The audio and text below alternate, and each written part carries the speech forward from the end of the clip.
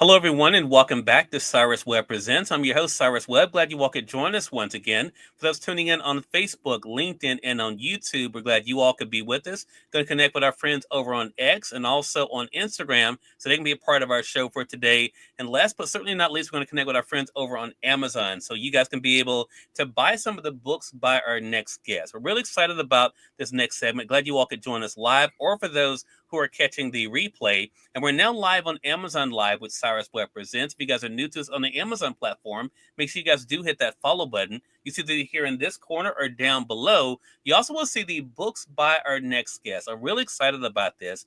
We have Paralympian, motivational speaker, filmmaker, and author Isaac John Paul joining us today. We're going to talk to him about his extraordinary journey, what it's been like for him to do what he loves, to be able to share that with all of you, but also to motivate and inspire along the way. He has his brand new book that just came out this year, too. It's a new children's book. I'm going to talk to you guys about that, too. But Isaac, thank you so much for the time. Really appreciate it. Thank you so much, man. I appreciate you giving me the opportunity to share this platform with you. Look, the pleasure's definitely all mine. Sherry, hello to you over there on IG. Triple Access Media, hello to you. Good to see you. So, as I mentioned, Isaac, people know you for a lot of different things. You've been able to make a name for yourself in sports. You are someone who's known as a motivational speaker. You know, your love of film. What has it been like for you to be able to see the way that people all over the world have been inspired by you and your story? Man, it's a humbling experience. I mean, growing up from Chicago, Illinois, at the age of 2, I was diagnosed with juvenile retinoschisis, which left me with 20% of my vision. But it never stopped me from dreaming big. So to have all of this outpouring love sent my way for the stuff that I do, it's a humbling experience. I can't thank God enough for it. Yeah. I think one of the things when I was prepping for the segment with you, Isaac, that I noticed is that you are someone who not only believes in yourself, but you also try to inspire other people, motivate them to believe in themselves. Why has that been so important for you? Man, like I said, I grew up seeing the world in a whole totally different lens. And if it wasn't for the people that believed in me and also gave me the courage to believe in myself, I wouldn't be here today. So I just see it as a way to passing it forward. I mean, I grew up having dreams of being a professional basketball player. And throughout my life, I had to change that into track and field. And, you know, with all the transitions I've made in my life, rather it's like navigating the world through my disability, understanding my disability, and then accepting my disability, I Mm-hmm. found that there's a lot of people that share the same struggle, right? Right. A lot of people think that disability is one thing, but in all actual, it's a struggle. You know, it's a struggle that we all deal with. It's an experience. It's a life experience. So, and it's all about how you deal with it, and being able to believe in myself and believe in the ability that I do have. I just want to encourage people that if you dig deep and you find what makes you you, you'll discover that it's in your DNA to do whatever it is that you want to do. Right. Such a great point. Robert Marshall Jr., hello to you over there on IG. Good to see you. Glad you could join us too. And that's been the great thing too. And you've been able to show people by your example what's possible, Isaac, but also in telling your own story too. Could you have imagined when you first started speaking your story and telling people that it would be able to inspire people the way that it has? It's funny because when I was younger, I always thought like, man, I want to have my own autobiography, right? I wanted to have a documentary on my life, but I was just like, man, is my life even that interesting? Mm, And then God, puts me through these tests and these experiences and opens so many doors for me. I'm now able to tell stories in different ways that could appeal to people. And right. so at first, I've only saw myself to be an athlete. I never really dug deep in my creativity. And then COVID hit in 2020, and I couldn't just solely be an athlete anymore. I had to open up different aspects of my life, and that's where I fell into creativity. And I wrote my first book, being The Guardians of Orisha, which is a science fiction novel Mm, that's also on Amazon. mm, And I just had fun with that. And the motivation behind that novel was that I wanted to rewrite the narrative on marginalized groups, specifically Black women in America. I wanted to show that Black women could be superheroes just as well as men. Hmm. And so that's how the Guardians of Orisha came alive, and that's how I started to make my other books for marginalized groups, to just rewrite that narrative and give a different representation to what is already out there. Right. Right. And we have that book, Isaac, highlighted for those joining us on the Amazon platform. For those who are not joining us on Amazon, you'll find a link that will bring you guys over to Amazon to be able to get your copy of the book. But if you guys are joining us on Amazon, you'll see it featured there on the Amazon platform as well as we have your other books there too, Isaac. So you started off with the first book, as you mentioned, and then how did you decide to write the children's books? So funny story. I talk a lot about how God puts me through testing and he gives me certain experiences to grow from. Hmm. There was a time where I couldn't run track anymore. Um, it was about like a 2 month period. It wasn't an injury or anything of that kind. Just track was put on pause. Mm. And I was just like, man, there has to be something else I can do. And I just had a daughter. She was just turning 2.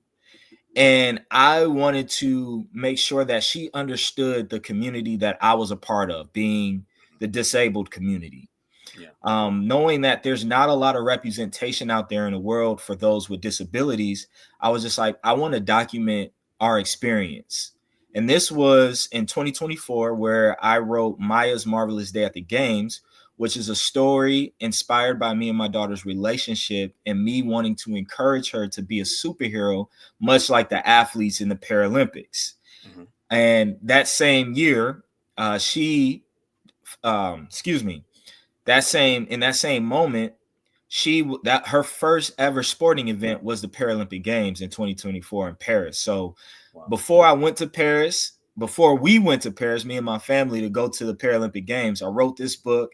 And it was kind of crazy because it was just like I was telling a story before it actually happened.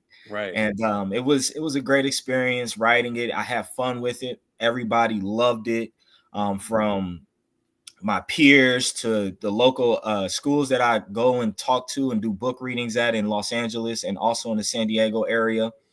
And it was received very well when I took it to Paris with me. That's I was amazing. on a world tour with Mya's Marvelous Day at the Games, to say the least.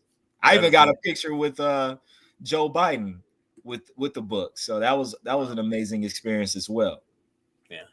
And we have that book highlighted right now, Isaac, for those who are joining us on the Amazon side. Maya's Marvelous Day at the Games. Again, you'll see it there. You all can be able to get it too. And then the one that you released this year, I'm going to highlight it as well, Isaac, and that is Understanding Disabilities with Mya. What I love about this is the one that I had a chance to read. And what I love about this is you're able to be able to let people know of all ages, of course, for one thing, to embrace your uniqueness, but also how you can be able to celebrate one another. Talk to us, though, about the inspiration for the newest book. Yeah, so like I mentioned earlier, I do a lot of book readings. I'm in elementary schools. I'm in all education, right? Hmm. Ranging from preschool all the way to college. And I find it very important that we understand each other and we show empathy. And the first children's book, Maya's Marvelous Day at the Games, it specifically showed athletics. And Maya, she doesn't have a disability at all. Hmm. But being a person that is wanting to learn more about the people and the communities that she's around, she goes on this adventure and she happens to have friends with disabilities. So I Hmm. just wanted to show kids that anybody could be your friend, no matter what they look like, no matter what they can do. Like, Right. there's always room for friendship, and we have to show empathy towards one another. So that's how that book was inspired. Yeah. Do you still have wild moments, Isaac, when you think about the journey you've been on and how far you've come up until this point with more to go? Yeah, I absolutely do. I mean, I keep on referring back to God, but God is like my driving force, Sure. right? Um, he showed so much about myself, things that I didn't even know I had. Hmm. Like I said, I grew up pretty much hiding my disability behind my athleticism. Hmm. When you look at me, you don't see someone that only has 20% of his vision. And when I play sports, you damn sure don't see it. Excuse me, Amazon, my bad. I don't know if I can swear on No, here, no, but you no, all good, all good. got you. But I wanted to my whole life experience have all it's all been aligned, right? God has given me the opportunity to compete on the highest level of athletics, Mm-hmm. right? And with that, I have an obligation, a responsibility to be able to share my story through my experiences. Mm-hmm. And like I mentioned, I've always had a wanting to rewrite the narrative on marginalized groups. You know, being a black male and having a disability, there's a lot of stuff that I go through that people don't know about. And there's a lot of things that other people go through that we may not know about because they don't share it. So with Right, me sharing my stories, my experiences, I just hope to encourage other people to do the same for themselves. right. Love that. Last thing I want to talk to you about, Isaac, we're going to remind our audience that they can stay connected with you. It's social media. That is one of the ways that now we've connected. You've connected with fans literally around the world. What has that been like for you, especially after COVID, to be able to have that connection with people around the world? Man, it's wonderful. I mean, the cool thing is like I've always gotten DMs, messages on like what I do and how inspiring the work that I do. Mm-hmm. And it keeps the motivation going because like knowing that you're doing a lot of good stuff, you kind of want to get recognized. You want it's not like that's what I do it for the Right, recognition. right, But it always feels good to hear, man, you're doing a good job because there'll be days where I feel like I'm not a good person or I have these doubts. And just to have that positive reassurance from people across the country, even across the world, it's right. just it's a great feeling. Mm. Yeah, and it's something, man. It's so inspiring. I mean, I'm so glad when this conversation was set up. I was excited to talk to you for one. I mean, to give you your flowers on what you've been able to do professionally, but also what you're doing with books. I think to be able to help people to see themselves and to have important conversations like this, Isaac, I think is so cool. And to be able to show people that they can do more than one thing. I mean, talk about that for a second. What has it been like for you to show people that yes, you can find success in sports, but you don't have to be defined by that. You can do other things too. Right. That's a very important piece to it all. Like I said, I've only saw myself to be this athlete.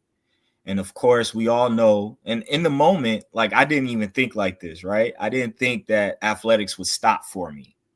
But I had a good taste of that when COVID happened, right? I'm training to go to the Tokyo Olympic and Paralympic Games, right? And then everything stops and gets postponed for next year. Now, it's not guaranteed that I'll be going in 2021. I'm ready for 2020, Yep. right? So that just opened my eyes and opened my mind to Isaac, you have to you have to find a different part of yourself and know that you're more than just an athlete.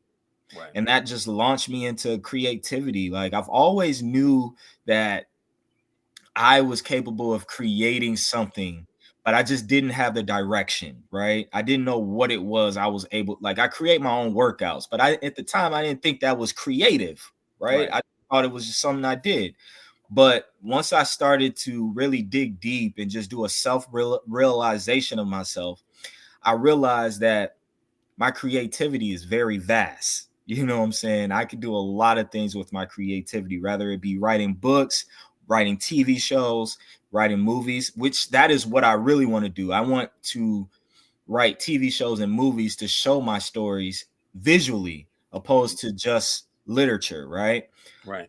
But it's very important to understand your strengths and have confidence in those strengths, even if like you feel like it's not where it needs to be. Like the first step is putting your foot out there and trying. And if you never try, you'll never know where you can take yourself, right? Right. So I'm a risk taker, man. I'm like, all right, let's do this, man. It's enough talking. Let's just do it. Right.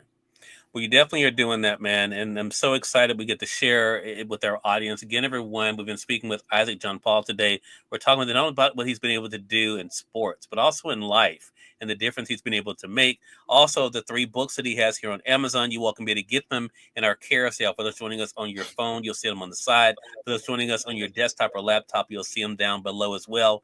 Isaac, let our audience know, how can they stay connected with you, man? Yes, please. You can stay connected with me through Instagram. My Instagram is IJP_IM1. Facebook, Isaac Charmant Jean Paul. I also have my own personal website, which is isaacjeanpaul.com.